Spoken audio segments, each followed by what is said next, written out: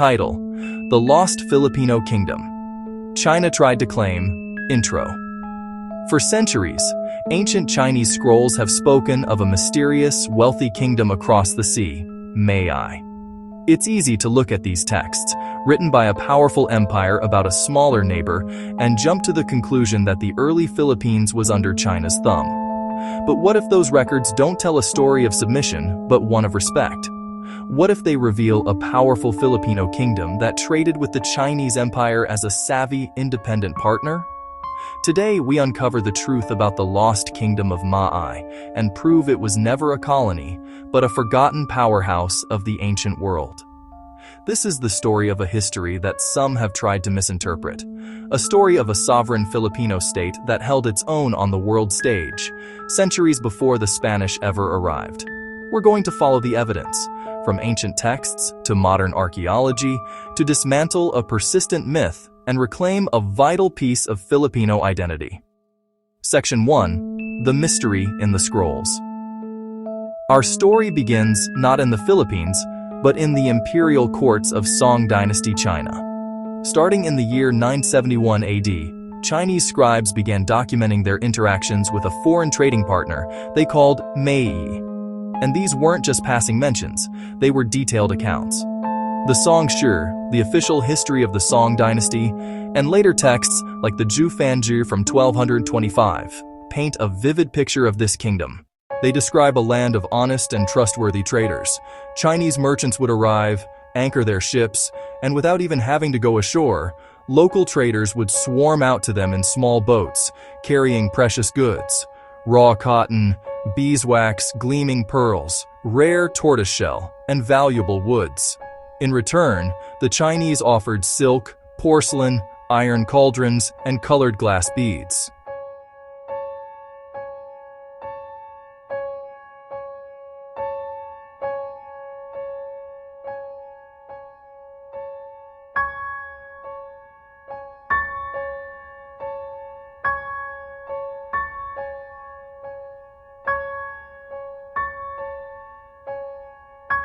What's really incredible is the level of trust. Chinese records specifically note that the traders of Maai were so reliable that merchants could leave their goods with them to be traded further inland and come back months later to collect what they were owed without any fear of being cheated. This points to a sophisticated and well-regulated society, one that could enforce agreements and keep the peace. The records even mention the kingdom's rulers being presented with white silk umbrellas as diplomatic gifts, a sign of respect between two separate states.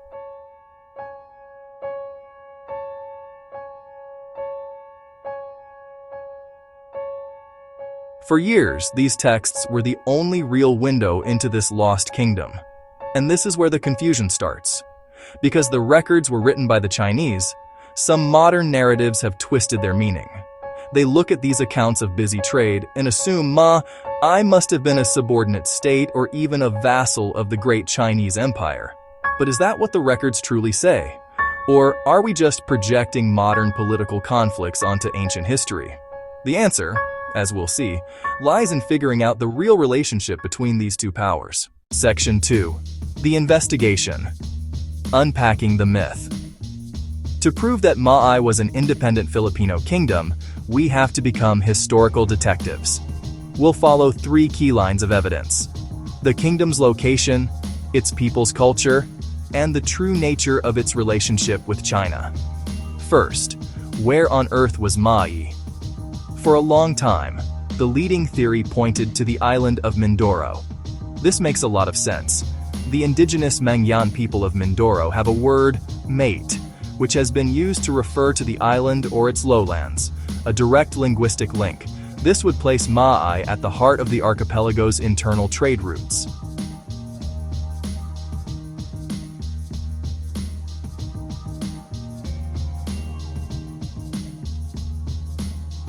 But in recent decades, another powerful theory has re-emerged, one first championed by figures like José Rizal. This theory points to the area around Laguna de Bay.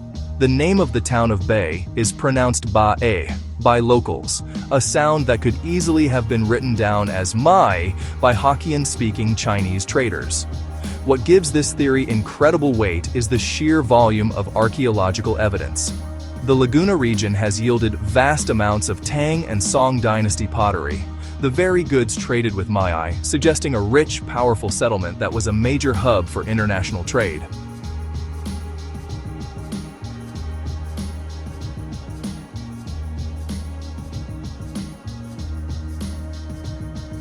This brings us to a bombshell piece of evidence: the Laguna copperplate inscription. Discovered in 1989 and dated to the year 900 AD, it's the oldest known written document ever found in the Philippines. Written in a mix of languages including Old Malay and Old Tagalog, it proves that a complex, literate society with laws, rulers, and social classes existed in this exact region before Maai was ever mentioned in Chinese records.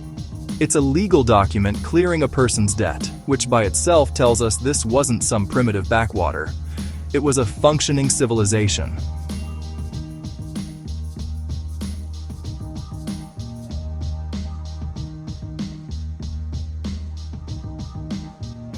This directly torpedoes the Chinese colony myth. An organized, literate society was already thriving in the Philippines. These were the people who founded and ruled Maai. Chinese records called them foreigners, not subjects. The records were commercial accounts, not colonial decrees, and listed Maai alongside other independent kingdoms they traded with, like Champa in Vietnam and Srivijaya in Indonesia. Listing them as a trading partner was an act of recognition, not a claim of ownership. So, what about the culture? The people of Maai were indigenous Filipinos. Their society was built on the native barangay system, a network of self-governing communities led by chieftains known as datus. This political structure is uniquely Filipino and predates the foreign contact mentioned in these texts. While artifacts like Buddhist medallions have been found, this isn't evidence of foreign dominance.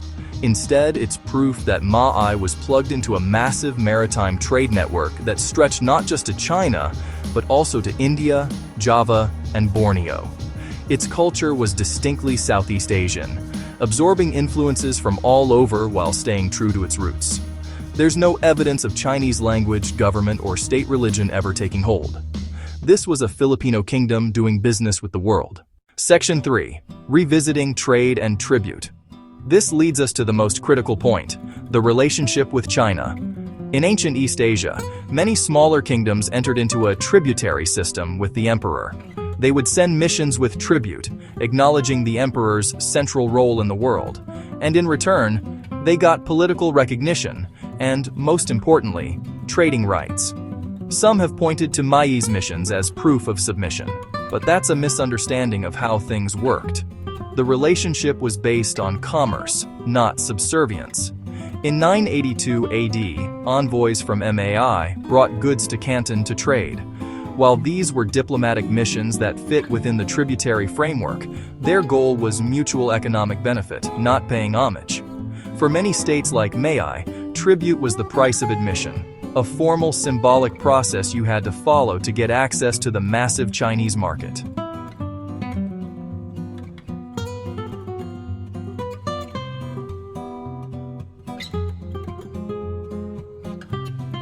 Think about it. The Chinese praised Maai for its honesty. This is the language of a respected business partner, not a subordinate. A colony's resources are exploited. A partner's strengths are valued. Maai controlled its own valuable local resources, gold, pearls, and forest products, and chose to engage with the economic superpower of the day on its own terms. It was a sovereign state, one of many dynamic pre-colonial Philippine polities, like Tondo and Butuan, that were already plugged into international trade routes. So when anyone dismisses Maai as Chinese, they are ignoring the overwhelming evidence. They're ignoring the indigenous political structures, the vibrant local culture, and the clear descriptions of a relationship based on strategic, profitable trade. They are erasing the agency and sophistication of pre-colonial Filipinos. So, what happened to Maai? After 1339, its name disappears from Chinese records. It likely wasn't destroyed, but transformed. It may have been absorbed by another rising local power, or its trade networks may have shifted as new players, like the Sultanate of Brunei, grew in influence. Its story faded from written history, leaving only tantalizing clues in foreign scrolls and artifacts buried under Philippine soil. But why does reclaiming this history matter so much? It matters because the story of Maai is the story of a sovereign, globally connected, and prosperous pre-colonial Philippines. It proves that the ancestors of modern Filipinos weren't isolated tribes waiting to be discovered. They were skilled seafarers, savvy entrepreneurs, and respected members of the international community who built kingdoms and engaged with the world as equals. The misinterpretation of Maai as a Chinese vassal is more than a historical error. It's a narrative that feeds the colonial myth of helplessness. But the truth is, the Filipino story doesn't begin with submission. It begins with sovereignty, with commerce, and with kingdoms like Maai. Maai was not a lost Chinese province. It was a Filipino kingdom. And by remembering it, we don't just correct the past. We reclaim a fundamental truth about who Filipinos have always been. What are your thoughts on the lost kingdom of Maai? Does learning about this change how you see pre-colonial Philippine history? Let us know in the comments below. And if you want to uncover more lost histories and reclaim forgotten narratives, make sure to like this video and subscribe for more. Thanks for watching.